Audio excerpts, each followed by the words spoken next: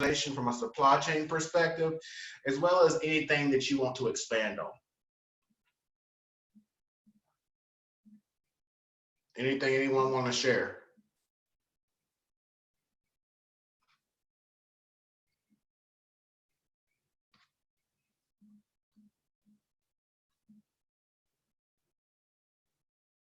Okay. So this week we talk about sales and resource planning, but I want to, given that we have a few people that are sales focused, we discussed that at the beginning of the class. I want to have an increased focus on sales and operations planning. And sales and operations planning, in my experience, is one of those processes that organizations say that they implement or they use, but they actually don't use it. And what I mean by that is that the sales and operations planning approach is a proven methodical approach that many organizations have successfully deployed in the past. And organizations kind of put their own flavors within SNOP, and it is in most cases not that efficient.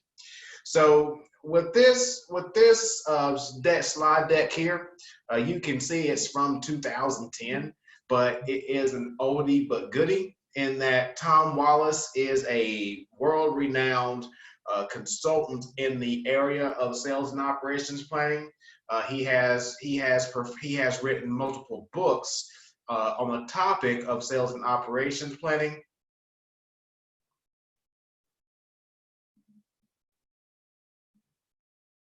Okay. So this document here is one that I always present to my organizations, to my clients, whenever we start kicking off true sales and operations planning. And again, we're going to jump around here. But the first question that you ask is, does an organization have a true sales and operations planning process in place? That is one of the first questions that I ask, and in some cases, they say that yes, we have successfully implemented sales and operations planning process. But once we go through all of these steps that we're going to outline here, then they see that it is not a true sales and operations plan. So the objective or the goal of sales and operations planning is to reduce the complexity and increase the change and collaborate. I know we say coordination, but I think that the importance is to increase the collaboration among departments within an organization. So with a executive sales and operations planning process, we want to create a long-term strategy. So, we have those short-term tactical plans where we're creating plans from a day-to-day operations perspective. But with an executive sales and operations planning perspective, we are looking to create that long-term business plan. So with that, you see that inputs to that executive SNOP plan is that medium and long-term demand and supply planning. It's that medium and long-term financial planning, and it is a long-term risk management strategy. Now, you have to also have inputs to this long-term strategy, and that comes in the form of a operational sales and operations plan, where that is the master production schedule. So what we refer to as with master production scheduling is that if I am a manufacturing organization, and let's say that I'm manufacturing engines for cars, I will create a master production schedule to understand how many engines I need to make in a particular month, right? So as opposed to that make to order strategy that we referred to earlier in the class, I create a master production schedule because I'm creating the same products over and over again. So I'm just creating a plan to say how many of these products, these engines, I'm going to make within a given month. Okay. Also within that master production schedule, you're also going to say, okay, how many employees do I need to meet this particular schedule? How many supplies do I need to meet that particular schedule? And then also you'll have tools called Kanbans, which is a lean tool, which we'll talk about next week. You also have advanced planning and scheduling, which is a automated tool where we use an ERP system where we take a number of different inputs. We take demands from our customer demand. We take our capacity from a machine perspective. We take our capacity from our workforce perspective, and we see whether or not it's feasible to meet that master production schedule.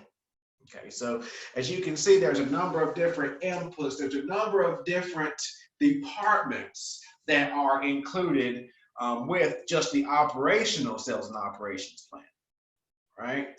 So once we identify that sales and operations plan, then we will actually look from a long-term perspective and say, if we are maintaining this demand from a master production schedule perspective, what does that long-term plan look like, right?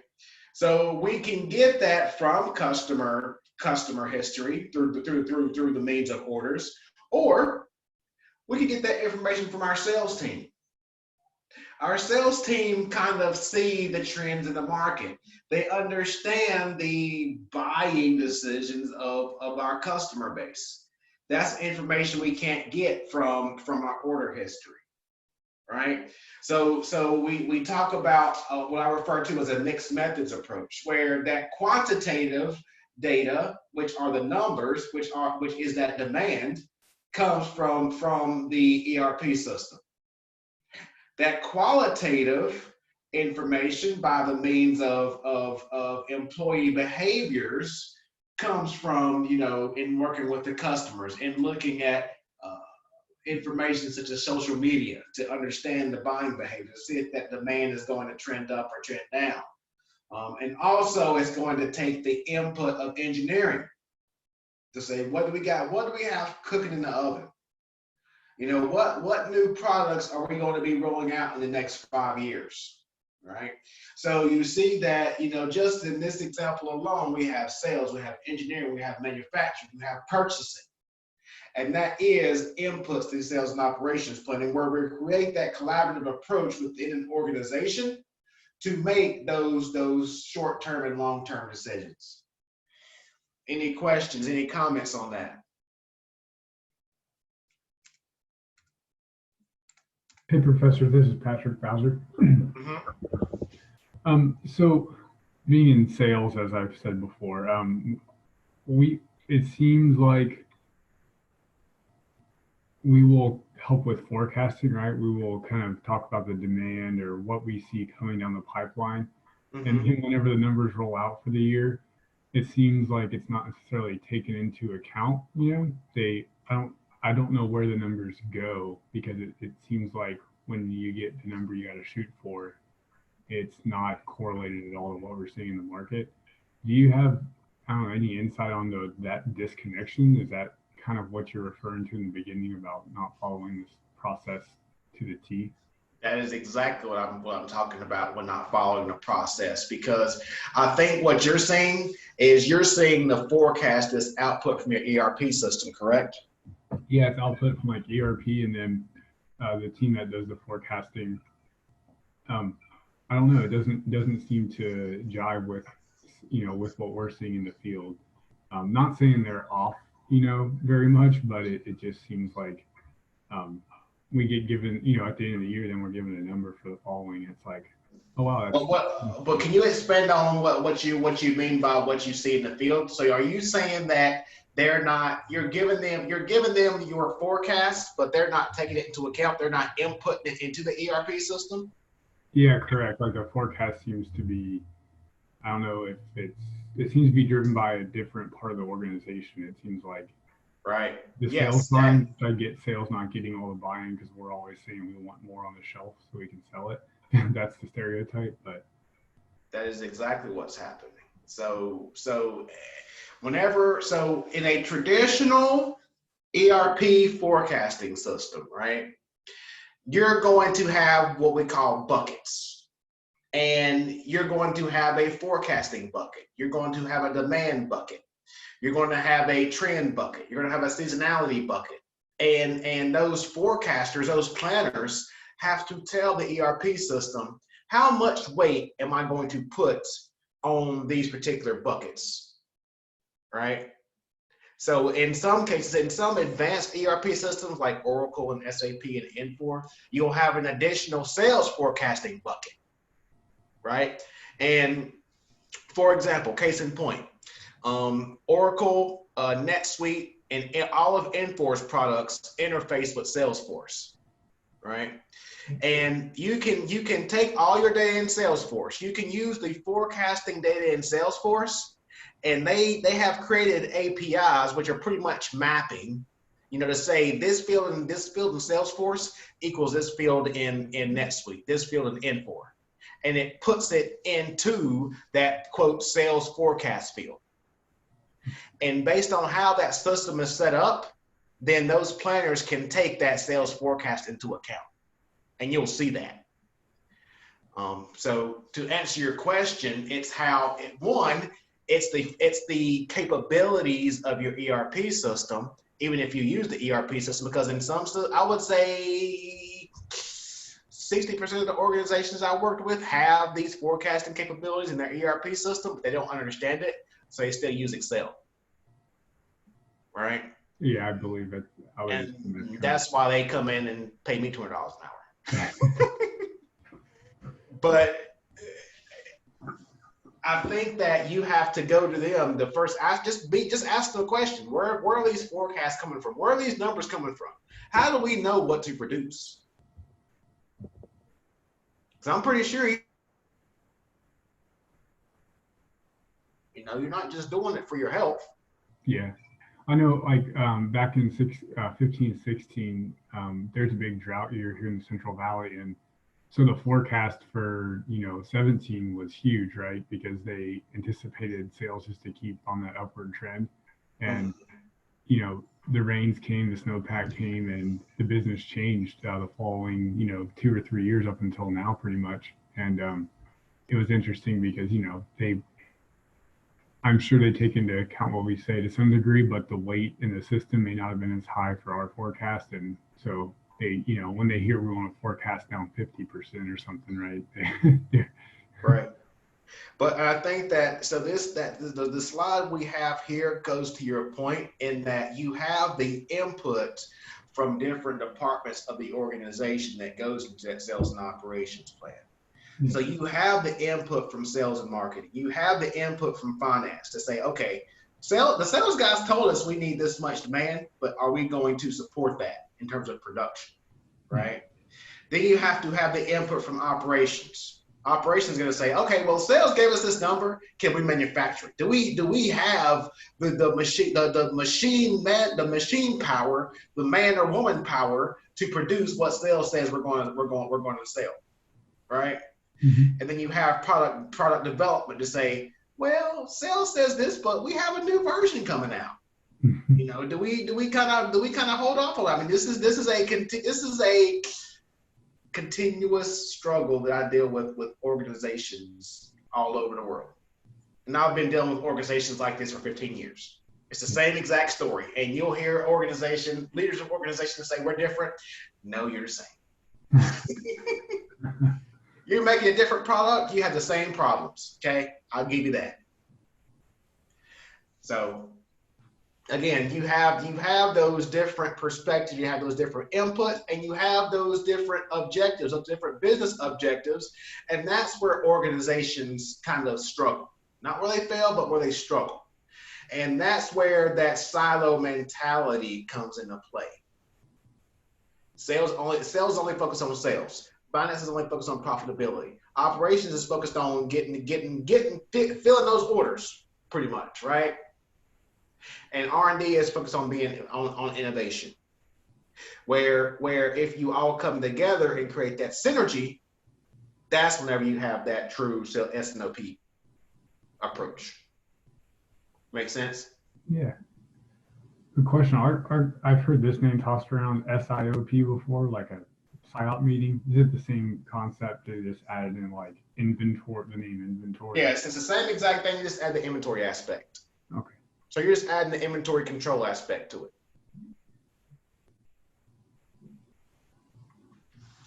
All right. So from a hierarchical standpoint, you have that detailed planning and scheduling. That's like the shop floor control, the day-to-day, the material requirements planning. So the orders come in, I get the demand I need. The MRP is going to tell me the products the raw materials I need to produce those products. I make it, I ship them out, right? That's that tactical day-to-day operation layer, all right? The executive OP, again, is that longer term strategy. Yes, I have all these orders coming in on a daily basis, right? But how do I plan? So I have this, but is my current operation, is my current capacity sustainable? Or do I have to expand, right? That's where the executive S&OP come into play, right? And then on a higher level than that, that's where business planning comes into play. Okay, now we have to build another building.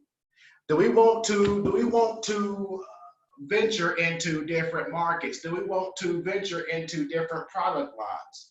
If we want to venture into different product lines, do we create that in-house? Do we outsource, or do we acquire? Right? And then that's also an input to that strategic planning. For example, Infor's they just got sold to Koch brothers for, I think, $13 billion. They started in, I think, the early 2000s or something like that. They didn't write a single line of code. They're an ERP company that didn't write a single line of code. Their business strategy was to acquire. So they have a totally different strategy than an SAP or Oracle. Right, so it depends on what the company objective is. It depends on what the business strategy is, and the same holds true for S&OP or anything for that matter within supply chain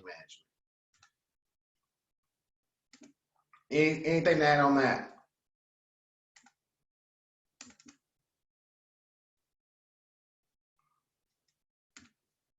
All right. So although this presentation talks about top management, I think with any initiative, whether it's supply chain management, whether it's business, whether it's sales, it doesn't matter. Regardless of the initiative, regardless of the department, if you have any kind of project, if you have an enterprise-wide project, you have to first have top management buy-in, or the project's going to fail. Now you can install the greatest application in the world. If you don't have top management to give you the organization's best employees, if you don't have top management driving that particular initiative, if you don't have top management sharing the progress of that initiative with the workforce, it's going to fail. Okay. And I've been doing a number of different studies on different projects. So I did my doctoral dissertation on critical success factors in ERP systems. So that's why I talk about ERP systems. And the top critical success factor of experts. So what my definition of an expert in my study was that a person had to be a consultant in the ERP industry for at least 15 years for manufacturers, for small and medium manufacturers. And interviewing those individuals and interviewing those experts, there were around 50 of them. That top critical success factor was top management support. The second one was creating a team of your top employees, right? And the most important aspect of that was that although that study focused on technology, the technological aspect was only 2 out of the top 10. The rest of those, I think the top 5 were people related, and then there were some that were process related. But my point is that whether it's technology, whether it's products, your people are the most important aspect to your success. Does that make sense? Because that's where a lot of people fall short. That's where a lot of organizations waste a boatload of money. For example, we talked about Hershey and their ERP project. They spent $10 million on an ERP project that failed. Now they're about to drop, I think, 5 more million on an SAP upgrade. Where it wasn't the software, it was the people. They didn't get management buy-in. Management was trying to roll out a technology system during Halloween, during their busiest time of the year. Right? I don't think that's management buy-in, in my opinion. So we talked about, the input from different departments, and again, all of those discussions, all of those decisions from those executives roll up to the top executive. So again, it takes that buy-in from the president of the organization, from top management, from leadership. Okay.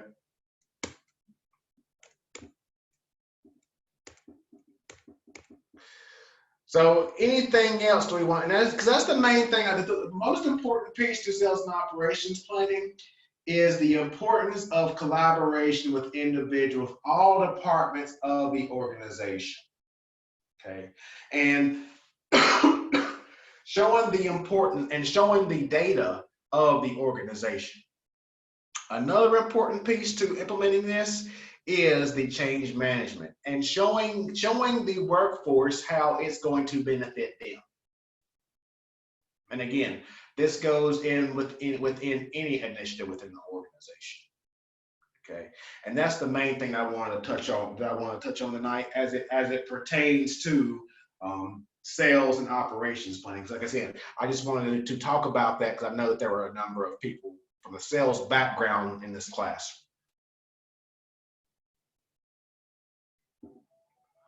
So with that, I want to ask if there's any more questions. Any more questions on topics from this course? We're going to talk about lean next week.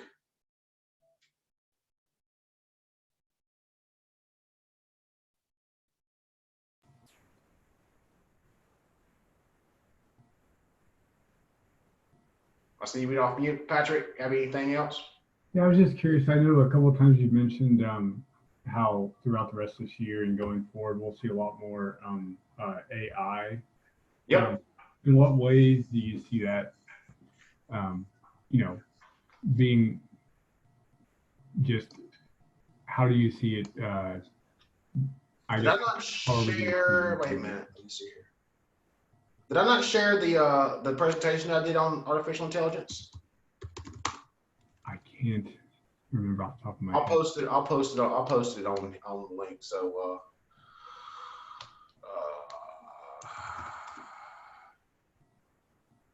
if you go on YouTube, I'll post it. Okay. I talked about artificial intelligence with Infor. So artificial intelligence is going to transform enterprises.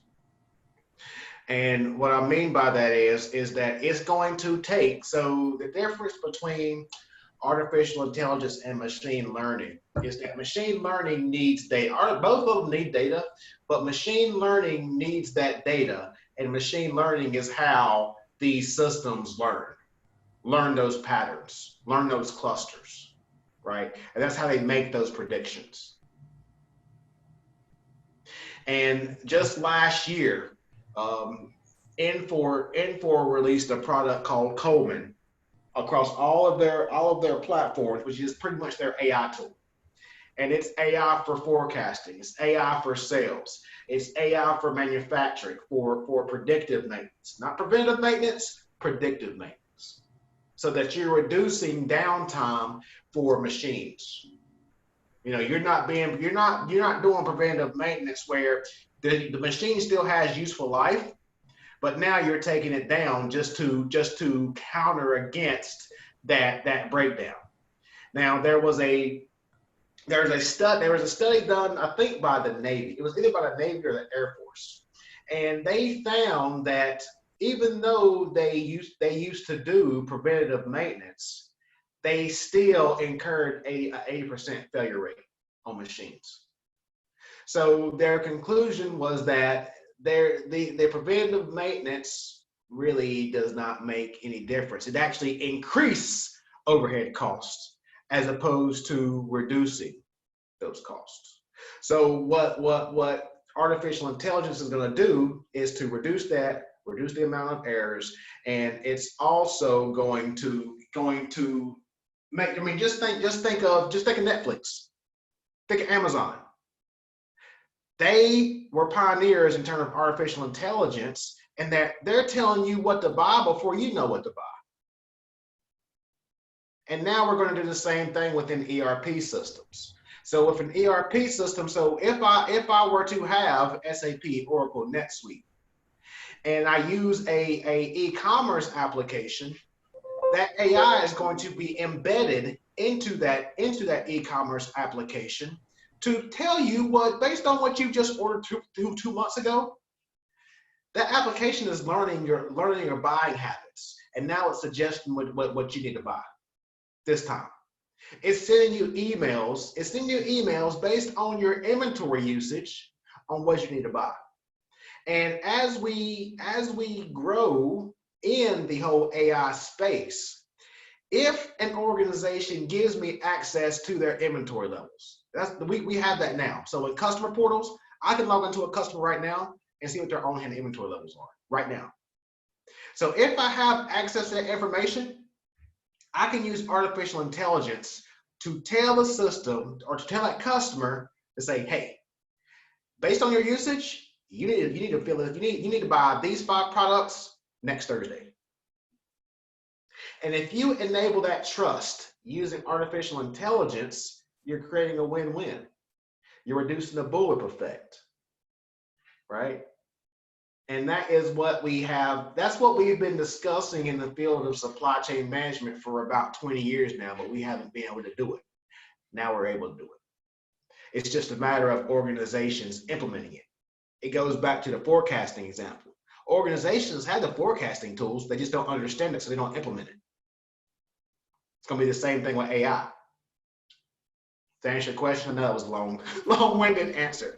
No, it does. I was just thinking about how it would apply to my work and how it applies to what I do day to day or how I interact with my distributors, because I'm the link in their supply chain.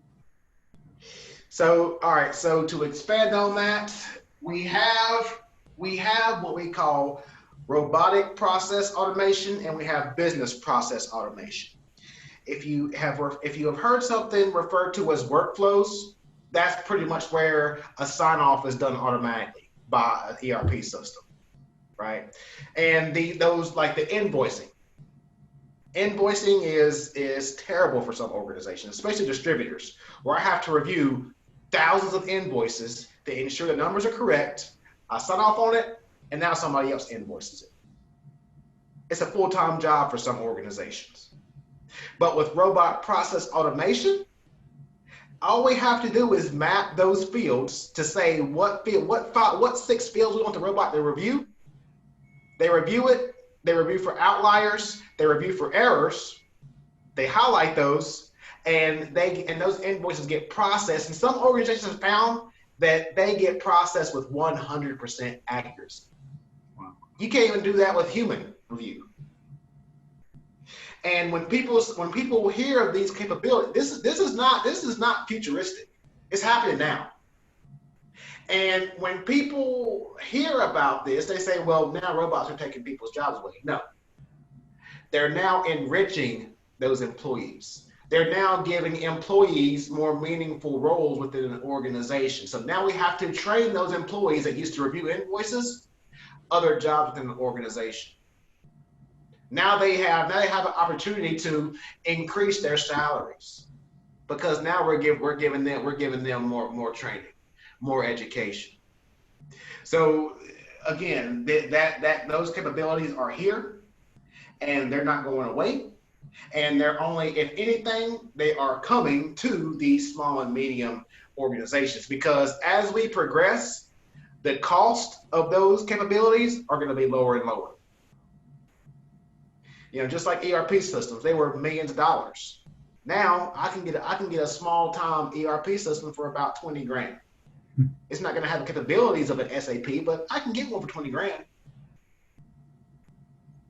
And I think that, you know, if we fast forward 2 years from now, I might be able to get an AI RPA module for 10 grand.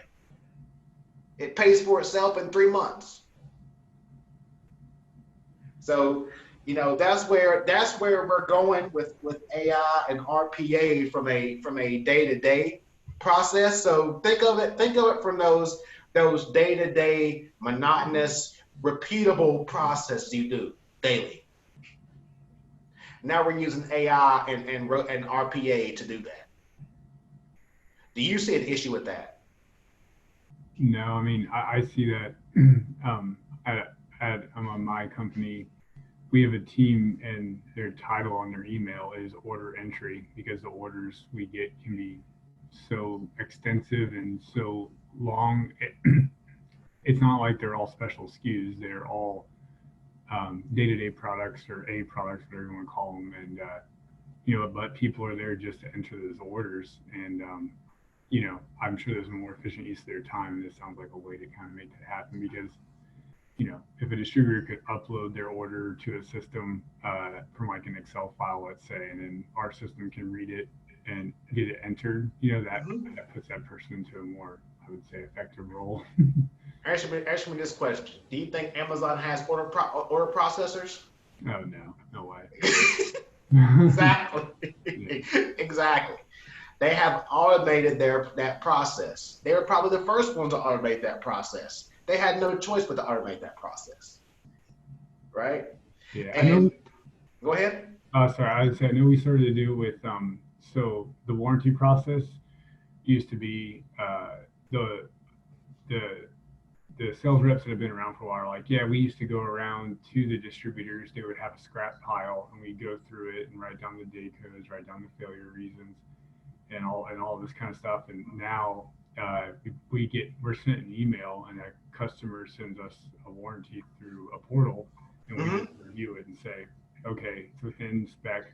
It's not a product that needs to be returned for factory evaluation. You know, okay, approved, you know, or I'm going to deny it because it's out of warranty, things like that. So, right. Now there are, because like even, I mean, this goes back to 2006 when I started in the industry.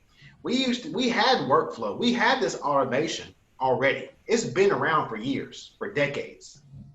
You know, where, you know, you could send in a warranty, for example. If it's under 10 grand, it automatically goes to the next person. If it's under 5 grand, it automatically gets invoiced, right? Or it automatically gets an order kicked off or a return order kicked off. So we've already had this, but now we're taking it an additional step to have that human intelligence to make those human-like decisions to take that middleman out of it. Now, in some cases, in some organizations, it may not be worth it. It may not be feasible to do that. If I have 10 returns a week, it may not be worth it to drop 100 grand on an RPA application, right? It just depends on the size of that particular requirement. Again, Amazon, I'm automating that. I'm dropping $1 million on that. Yeah. Because I'm automating that process across literally hundreds of DCs around the world. So that's big money, right? Yeah, So you're down there with 10 employees that cost, you know, if you're paying, and it's going to take way more than 10. So, Right, and that's what I'm saying. So, and this goes down to I had this. So I had a I think I sent out that message where I had a roundtable session at Georgetown University today, and the whole takeaway, the premise of the discussion was how does supply chain management look post COVID-19, and how do we get there? And the consensus among the panel was that the difference is going to be digital transformations. The difference is going to be technology, and technology is going to drive it. You know, and I made the point where we had the technology there, people just aren't implementing it. You know, I didn't go there, but I was about to say that we had the technology to prevent this whole thing, but we didn't use it. Look at all the models. Welcome here. Look at all the models that these news stations are showing now. Where, okay, well, 2 weeks before China reported this, here's where it was contained. 1 week before China reported it, here's where it was contained. They could have done that back then, and they could have prevented it. Once we had that data, it could have been prevented before it even got to the U.S. And the data will tell you the story. You just have to be proactive in acting upon it. And that's where we're at right now. We have the data to mitigate these supply chain disruptions, to mitigate these supply chain risks. We just have to act upon it. Yes, we're early in these emerging technologies of artificial intelligence, but it can transform. If you're a pioneer in your particular industry, you can disrupt the whole entire industry. If you feel it's cost effective, if you feel that artificial intelligence and predictive analytics can be a competitive advantage from a sales perspective in your organization, from a forecasting perspective in your organization, it can be an absolute game changer. Like for food and beverage, it could be a game changer because it can eliminate millions of dollars of inventory if I just increase my forecasting accuracy by 10%. Think about it. Walmart. If Walmart increased their forecast accuracy by 1%, 10 million.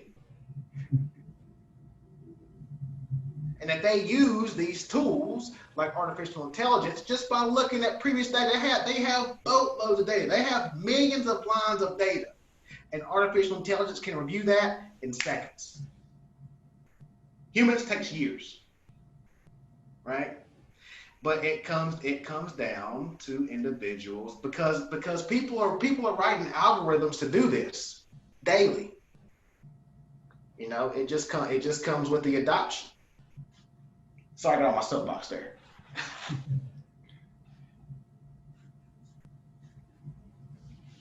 Anything else?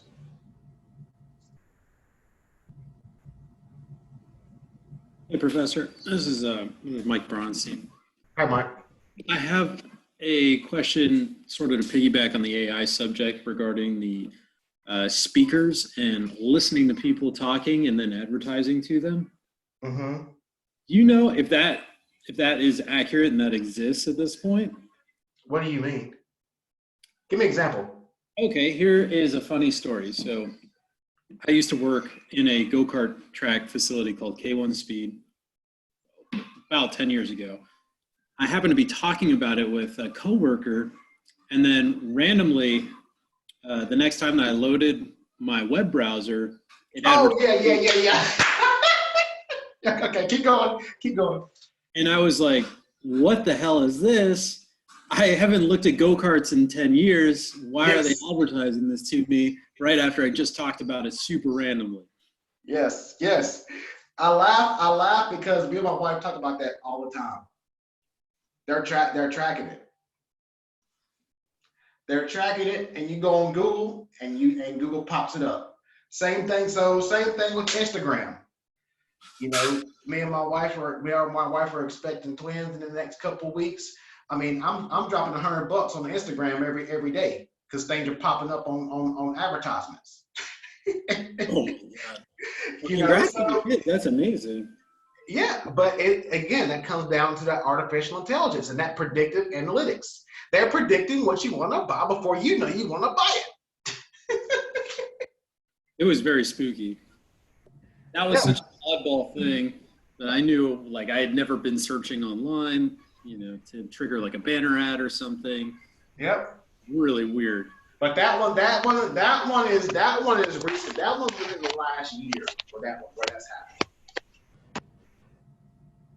But just listen around, you'll hear a lot of people talking about that. Like, I think my phone's listening to me. Well, it is.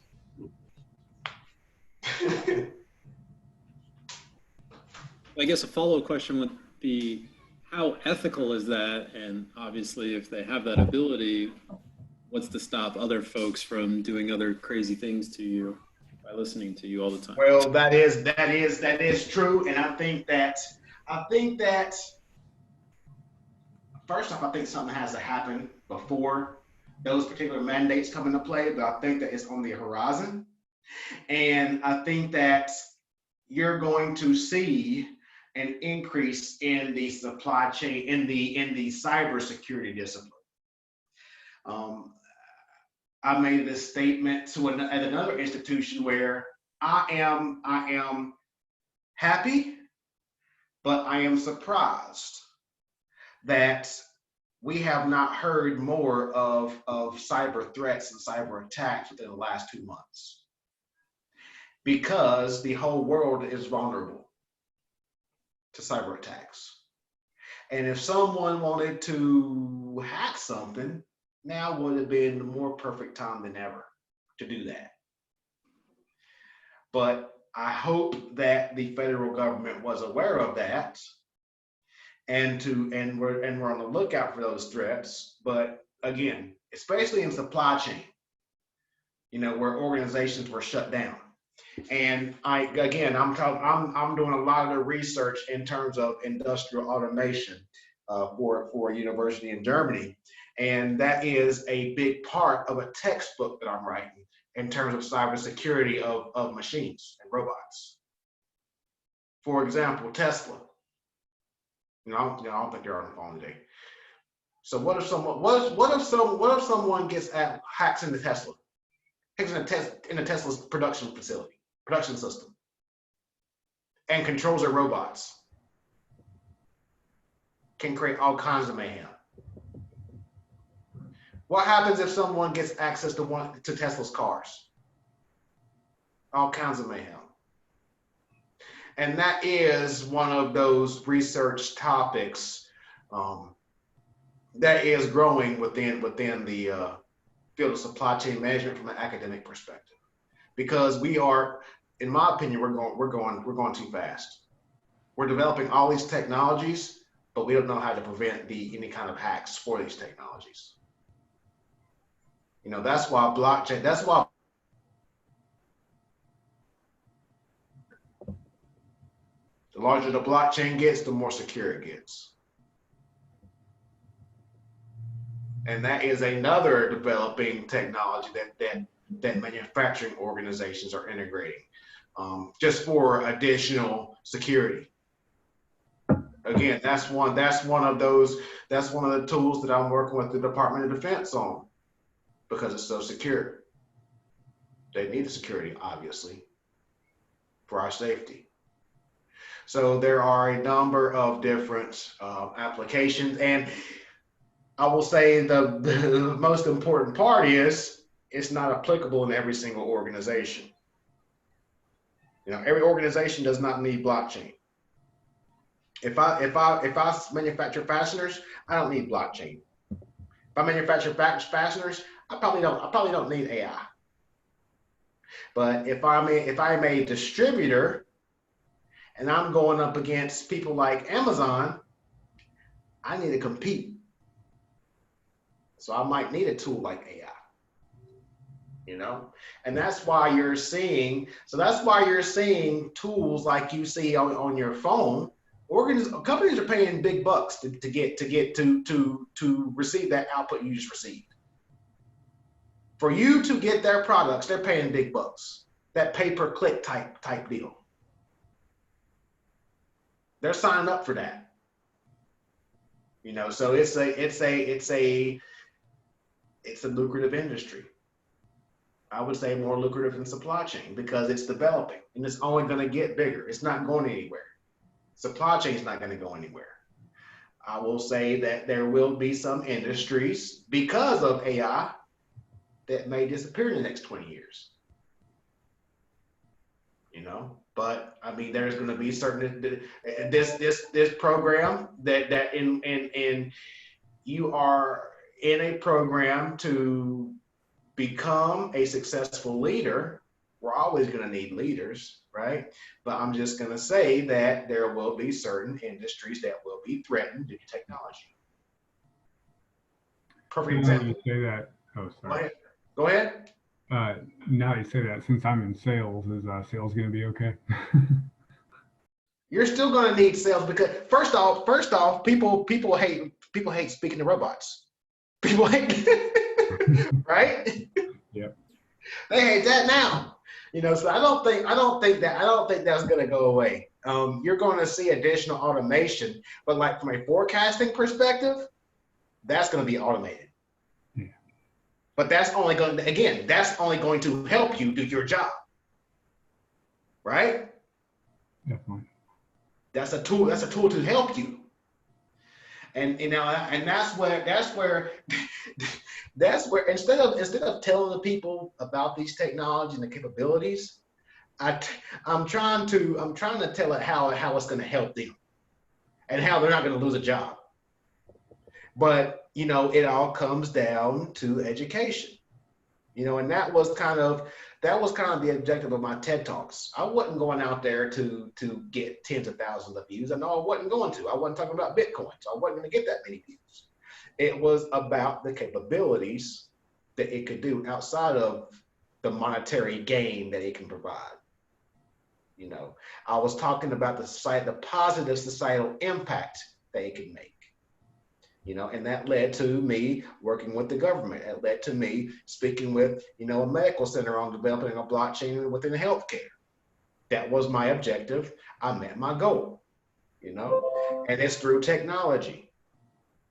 So it comes down to what the organizational objective is. And once you complete this program, and this is what I tell a lot of people, once you complete this program, you're now able to chart the path of what type of organization you want to work with. Does that organization meet your values and goals and mission statement?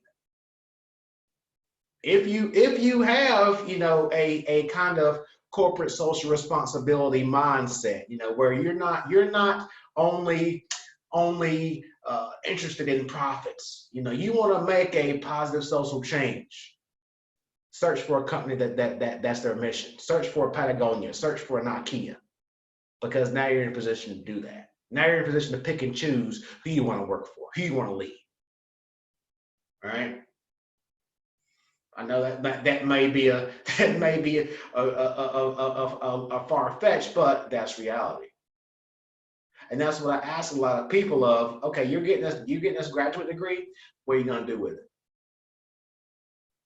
If you're going to stay in your same company, what's the point? You're wasting your money, you're wasting your time.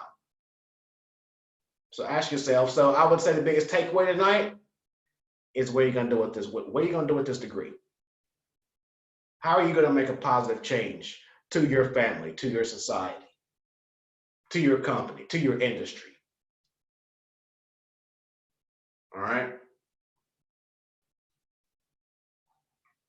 Kind of off topic on supply chain, but that's my mission, to make a positive impact. Anything else? Are these your first two kids? Yes. Are you nervous? Yes. Congratulations. Yeah, congratulations. That's awesome. Yeah, I was a little worried whether or not I was gonna, because I'm actually in the hospital now. We're in observation, so I'm sitting here hunkered down doing this call. So I was worried whether or not we're gonna do it. So I think we're gonna make next week's call. But if not, I'll record it and post it. Well, as somebody that just had a kid 3 months ago and another one 2 years ago, promise you'll make it through just fine. All right, appreciate that. Appreciate that. Yeah, I'm trying to get my schedule kind of aligned with hers. Where I kind of work till about 4 or 5 o'clock and sleep till about 11. Oh wow! And that way I can, because I have a flexible schedule. So I teach it different.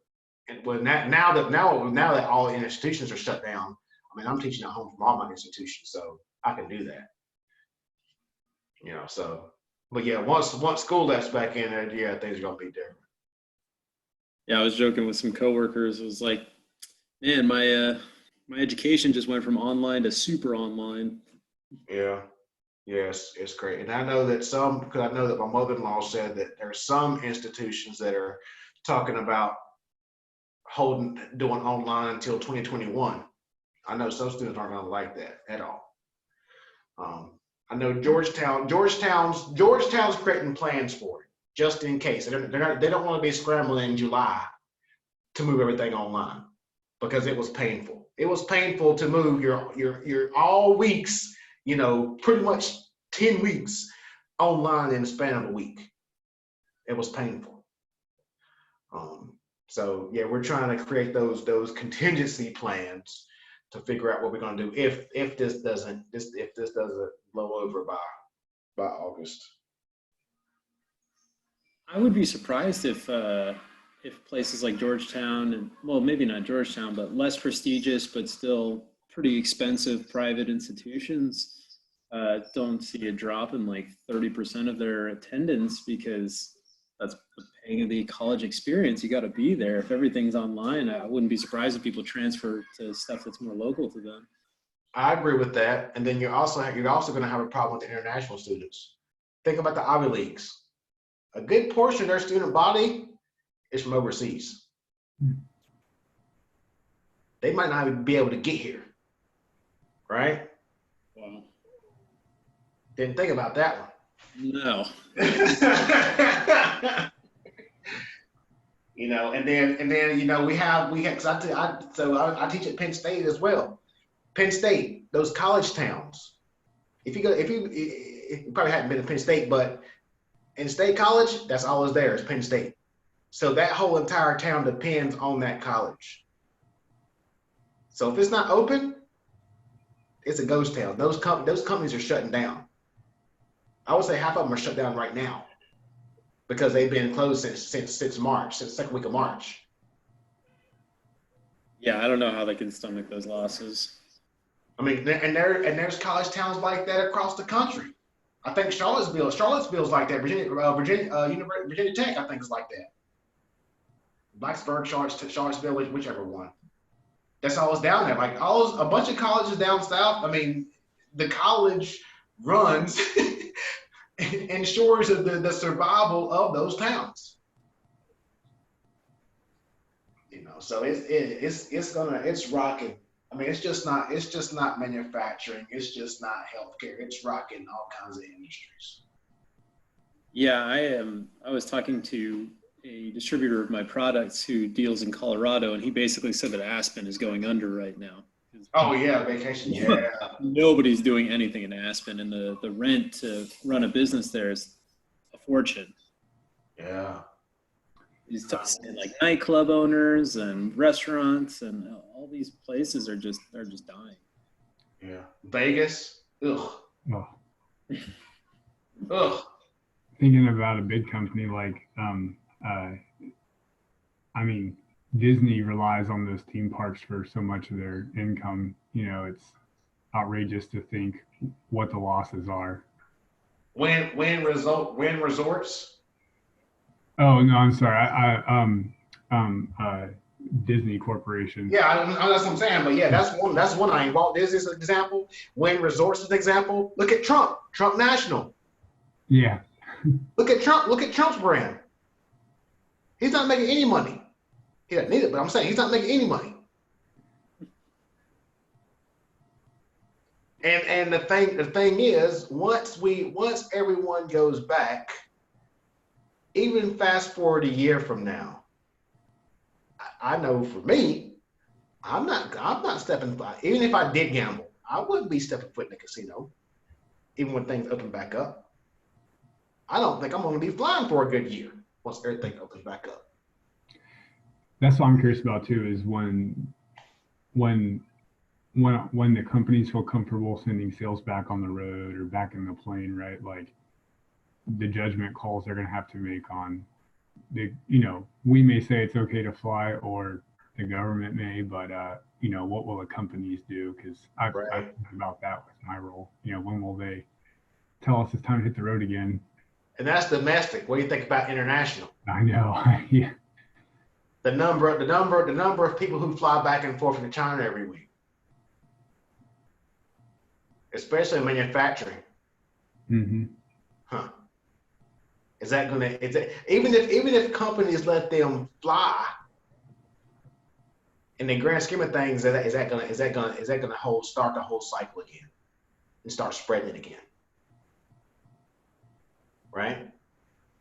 Because I still think there's something that's being hidden. You hadn't heard anything about China. You hadn't heard anything about China in a while.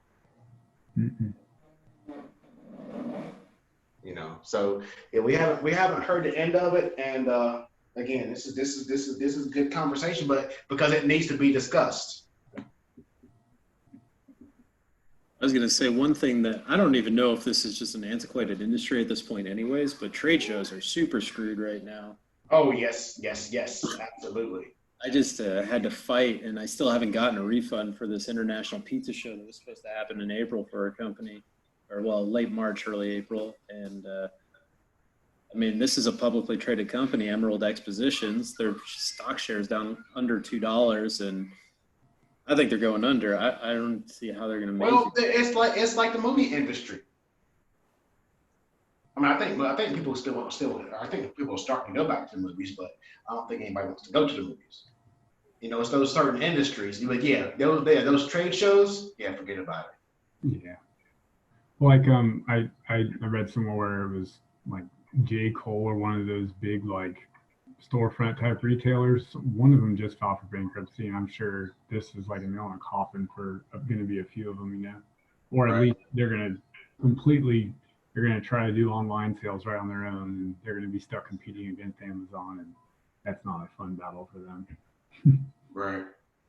Yeah, and so a question came up during our roundtable discussion today in terms of what top 3 industries are going to struggle once we come out of this. And I think the biggest one is retail. Yes, the big retailers use e-commerce, but they're not going to survive. I do not think they're going to survive because look at it this way. Yes, I could have been a big J. Crew consumer, right? But now J. Crew's not shipping anything. Now I revert to Amazon. Oh shoot, Amazon has 1-day shipping. Now I'm an Amazon customer. So those organizations that kind of were shut down because they depend so much on that brick and mortar model lost just 2 weeks, 3 weeks. And now their customer base moved to Amazon. There was the only option. Now Amazon has them. Right? So makes me curious, like, so you've got Amazon now, right? And it's like the big name out there everybody talks about. Like 5-10 years ago, GE was that company, and I know they're working to get themselves turned around and everything, but like, is there going to be a time that comes when Amazon is, I'm not saying GE is a has-been, but they're not as well thought of as Amazon is now in terms of how they perform. Like, will that happen? Will there be another Amazon to come about? Yes. It's just a matter of who. And it's going to be a company that's emerges as a what is Amazon? Amazon is a technology company. What's Apple? Apple's a technology company. It's going to be the next big, massive technology idea. And I think that it's going to be AI. I know you keep hearing me. I don't want to be brainwashing you, but I'm calling it. I'm calling it. That's how Amazon came onto the scene. Amazon came onto the scene through AI. Netflix came onto the scene through AI. Netflix shut down Blockbuster like that in like 2 years through AI. But there's one statement in this book called Clock Speed, and I think it's the most important statement in business, in grad school, in that a competitive advantage is only temporary. And to be a successful leader, you have to keep that in the back of your mind at all times.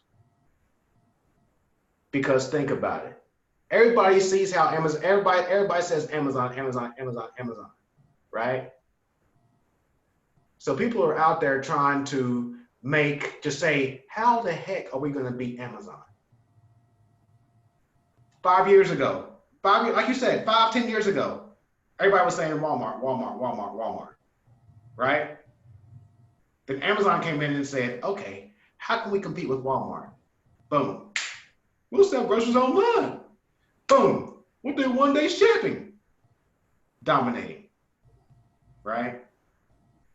I saw online, or I saw an article, I think it was yesterday or the day before, that Walmart is rolling out 2-hour delivery. Yeah, I've seen that too. I mean, do you think it's a foregone conclusion they're going to be able to compete, or do you think they're ramping up pretty well to compete against Amazon? They have enough reach from that brick and mortar perspective that they can do that. Yeah. That's how they're doing it. So the way that Amazon ships product to you is that as soon as you put in your zip code, Amazon has an algorithm to say, okay, what's the closest distribution center to this zip code? Boom. Harrisburg, Pennsylvania. Okay, we're shipping Justin's product from Harrisburg. That's how I get it the next day. Right? That's how Walmart's going to do this. So they have every single store in their supply chain network in the system. And as soon as you place that order with Walmart, it looks and says, boom, that's the closest store. That's the closest store to this guy's house. But I think there's going to have either have to be an order minimum, or they're going to be losing big time in transportation costs. So that's another consideration. Because they're probably paying these drivers next to nothing, because they really can't. If you have 2 hours shipping, you really can't wait to build up, a pool of orders to make 10 drop-offs, on one shipment. You see what I'm saying? Mm-hmm. Oh yeah. Like Amazon, they can do that. Yeah, this next day shipping, they can send their vans across the country, and they can make 100 drop-offs a day, even with next day shipping. Walmart can't do that with 2 hour shipping. So there's a lot of cost in there, and because they are doing that approach, that's telling the consumer they're struggling. They're struggling to compete. Because when's the last time you went on Walmart to order something online? Yeah, they bought that company called, I can't even remember the name, Way, or some website that they, not Way. They bought some online retailer, I heard, like a couple of years ago, to use their technology to try to compete against Amazon directly. And no, I don't even remember the name of the website or the company they bought, because it was that much of a flop, Right. Now, Walmart's not going to go anywhere, but they're not going to be able to compete with Amazon. Before we went into the shutdown, I had an undergraduate student say, "Do you think Amazon and Walmart's going to merge?" I said, "Dang, could you even imagine?" I said, "I don't have to answer that question, but could you even imagine And then another student said, do you think the government would even allow it? Yeah. I said, dang, I'll have to answer that question. But could you even imagine? Yeah. That was honestly something that I was thinking about throughout this conversation. I was going to bring it up, but I don't think the government can allow that. It's pretty much the same reason that Microsoft and Apple never really officially merged. Right, right. I mean, you've cornered the market on all of our groceries and well, anything we buy. I don't even think Bezos would be. I don't even think Bezos would entertain me. He's like, I'm so rich, I don't even want to. I don't even want to bother. Bezos probably like, I could probably buy you right now. I don't even want to bother. I just credit brick and mortar and compete just for the fun of it. Yeah. Yeah, but that's where we are. I mean, that's where the future is going. Because I think that once we get out of this, people are going to understand, one, the importance of supply chain management, and two, the importance of integrating these technological advancements in the organization to create a competitive advantage. I mean, again, it's just not this whole futuristic iRobot Jetsons type thinking. It's already here. Like I tell people, I said, you go on Amazon, I said, all those options down at the bottom, they're using exactly what I'm talking about. They're using artificial intelligence. They've been using this for 15 years. They perfected it. And now organizations and within the industry, within manufacturing and distribution, are taking those same exact algorithms and moving it from a consumer to other organizations. Same exact concept.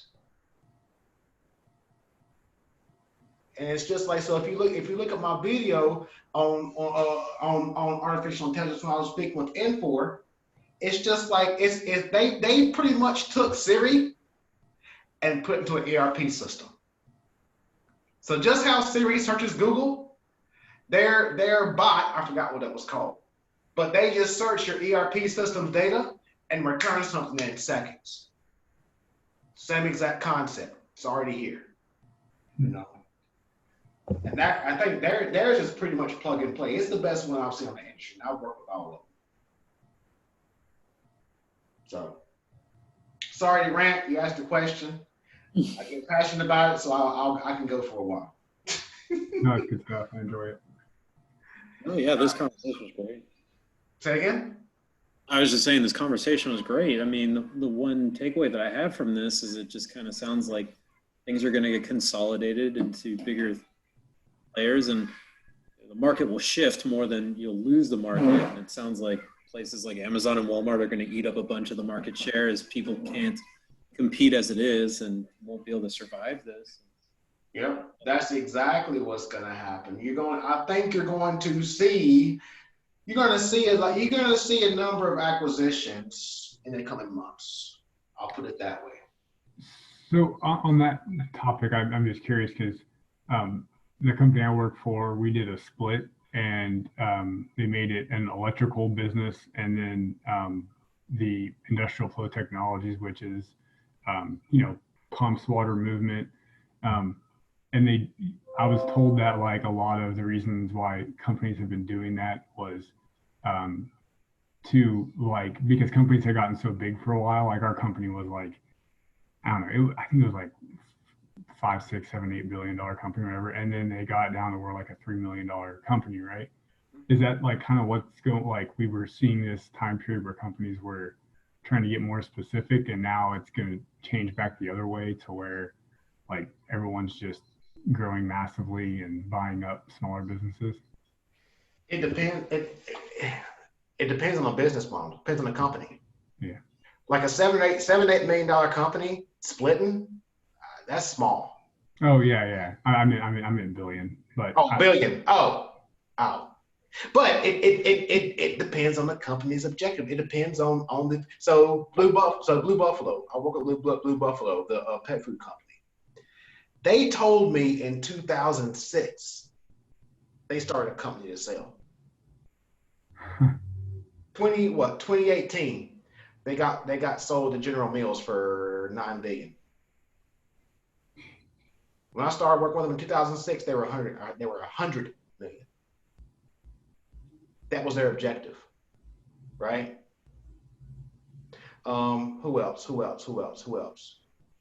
Oh, there's a beer distributor out here called Yingling. You probably don't have it out there. Oh yeah, I knew that.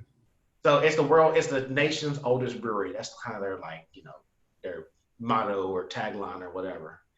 And some of my students went on a plant tour to Yingling, and the owner was there. And he said that we want to stay in these 15 states. That's all we want to do. That's as big as we want to get. We don't want to go out to California. We want to stay in our 15 states, and we want to be good in those 15 states. We're not selling. He said, my son and $2. He either has one son and $2 or two sons and $1. He was like, my kids are going to have told me that they're not going to sell it. So they're going to manage this company, and we're going to stay with these states. That was our agreement, and that's what we're moving with. They don't want to expand. They don't want to sell. So it comes down to that company objective. Yeah. Now, if you want to be an organization that wants to go public, then you're going to try to build this as big as you want, as big as possible. Infor was bragging about being the largest private company in the world or something like that in the IT industry. They just got sold off 3 weeks ago or a month ago, right? Money talks, shareholders talk, right? So it all comes down to that strategy.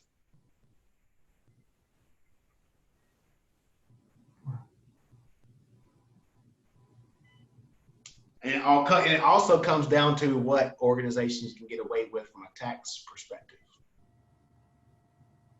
Because there's some of that going on with those $3 million companies. I'm not saying you, I'm just saying, for example.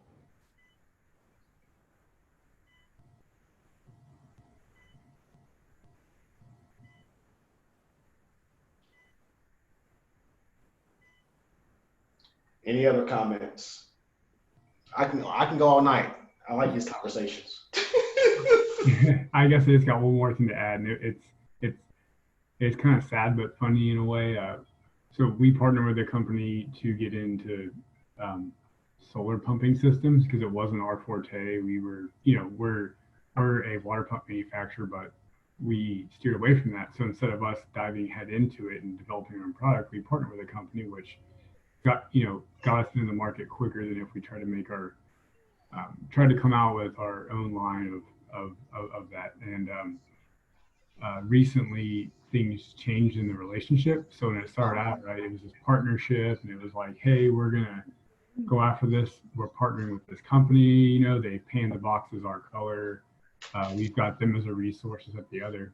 And then within the past month or two, things changed, and the company is basically on the ropes, kind of, and they're asking for some other things. So we had to part ways. And what was interesting though is like probably a year and a half, 2 years ago, when all this started, everyone would joke around that, oh, so you guys are buying this company, and their team was like, no, we're not getting bought. We're in a partnership with XYZ company. And then today, now that everything's kind of fallen apart with everything, I wonder if they think, man, if that was on the table, I wonder if we should have sold out then. Because you could tell kind of that their end goal, was to kind of, it seemed like they wanted to be bought out at some point, right? But they were holding out on us, and next thing you know, things didn't take off, and the skies weren't so blue. Right. Yeah. Well, to be honest, your company was probably testing the waters as well, to say, okay, if this works out, if this is a legit company, if the leadership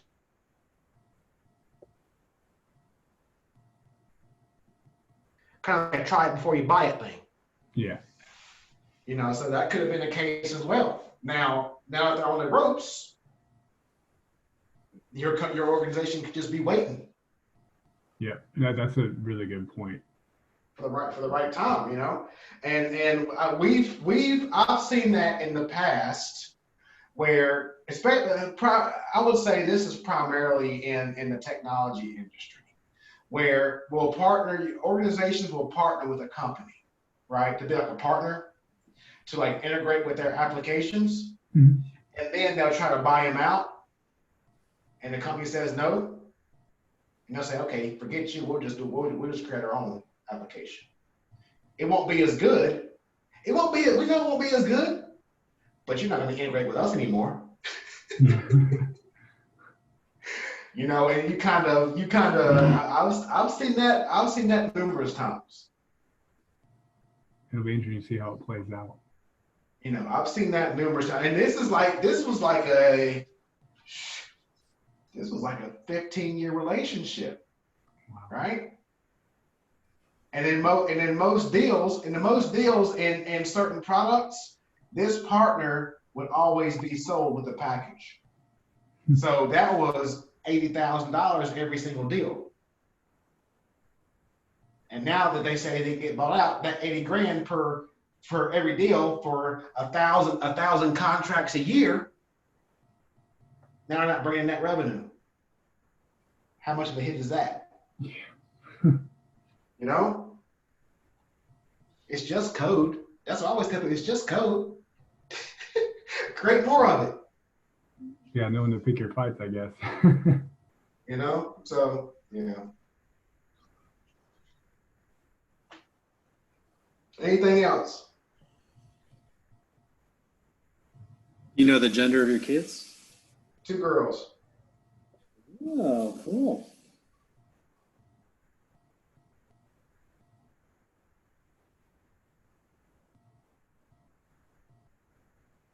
I got nothing else. All right.